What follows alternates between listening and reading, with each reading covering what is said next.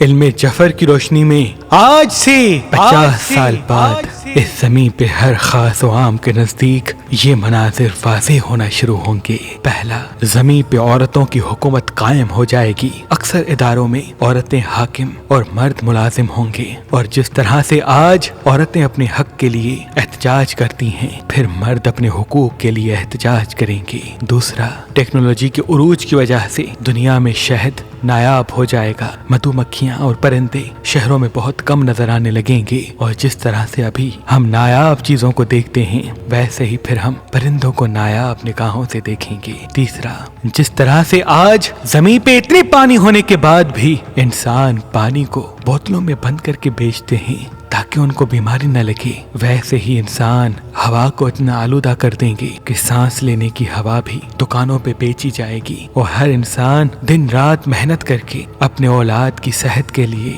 صاف ہوا خریدے گا تاکہ وہ صحیح سانس لے سکے۔ ہوا میں جراثیم، بیماریاں بڑھنے لگیں گی، اور اسی چیز کو لوگ کاروبار بنا لیں گے۔ چوتھا، لوگ مذہب سے اور عقیدے سے دور ہونے لگیں گے۔ مسجد، مندر، گرجا گھر ویران ہونے لگیں گے کیونکہ لوگوں کا بلیف ان چیزوں سے ہٹنے لگے گا، اور اسی وجہ سے انسان میں لالچ، ہوس اور دنیا داری بڑھ جائے گی، کیونکہ جس طرح سے قانون ہمیں باہر سے انسان بناتا ہے، غلط کام کرنے سے روکتا ہے، ویسے ہی مذہب ہمیں اندر سے انسان بناتا ہے، اچھی سوچ رکھنے کا حکم دیتا ہے۔ اسی وجہ سے بھائی بھائی کا دشمن بن جائے گا، اور ہر کوئی اپنے آپ کو آگے دیکھنے کی لالچ میں برے سے برا کام کرنے لگے گا، کیونکہ حقیقت تو یہ ہے کہ آخرت پر یقین ہی اس دنیا کے امن کے لیے ضروری ہے۔ پانچواں، ہوا، غذا اور پانی میں اتنی ملاوٹ ہو جائے گی کہ جاندار کی اولاد نابینا، بہری یا ایب نارمل پیدا ہونے لگے گی، اور اسی وجہ سے